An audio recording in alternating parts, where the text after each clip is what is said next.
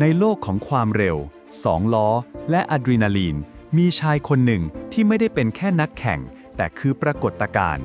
เขาคือบุรุษผู้ทำให้การแข่งขันรถจักรยานยนต์แกรนด์พรีกลายเป็นกีฬาที่เข้าถึงใจคนทั่วโลก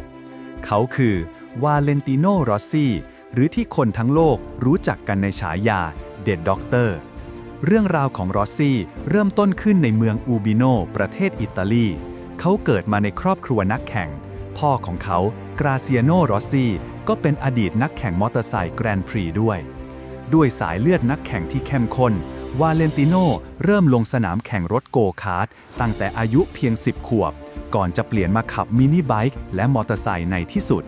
พรสวรรค์ของเขาฉายแววอย่างชัดเจนตั้งแต่แรกและมันก็เป็นเพียงจุดเริ่มต้นของตำนานในปี 1996 รอสซี่ก้าวเข้าสู่การแข่งขันแกรนด์พรีในรุ่น 125 ซีซี และเพียงปีเดียวหลังจากนั้นเขาก็คว้าแชมป์โลกได้สำเร็จตามมาด้วยแชมป์โลกในรุ่น 250 ซีซี ในปี 1999 มันเป็นสัญญาณที่ชัดเจนว่าโลกกำลังจะได้เห็นซุปเปอร์สตาร์คนใหม่แห่งวงการความเร็วแต่จุดสูงสุดที่แท้จริงคือเมื่อเขาก้าวสู่รุ่นใหญ่สุดอย่าง 500 ซีซี ในปี 2000 และคว้าแชมป์โลกได้ทันทีในปี 2001 ซึ่งเป็นปีสุดท้ายของรุ่น 500 ซีซี ก่อนจะเปลี่ยนเป็นโมโต GP เขาขับขี่ Honda ด้วยสไตล์ที่ดุดันกล้าได้กล้าเสียและเต็มไปด้วยความมั่นใจ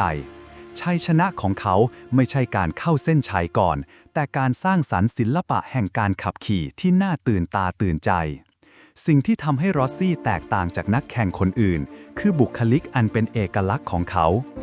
เป็นคนขี้เล่นมีอารมณ์ขันและมักจะสร้างสรรค์ลีลาการฉลองชัยชนะที่แปลกใหม่และน่าจดจำไม่ว่าจะเป็นการสวมหมวกกันน็อกรูปเต่าการพาตุ๊กตาไดโนเสาร์ขึ้นโพเดียมหรือแม้แต่การสร้างหุ่นยนต์ทำความสะอาดรถ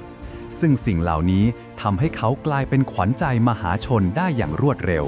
เส้นทางแชมป์โลก 7 สมัยในรุ่นสูงสุดของรอสซี่ไม่ได้โรยด้วยกลีบกุหลาบเขาต้องเผชิญหน้ากับคู่ปรับตัวฉกาจมากมายไม่ว่าจะเป็นแม็กซ์เบียกี้เซเต้คิเบอร์นาวเคซี่สโตเนอร์หรือฮอร์เค่ลอเรนโซ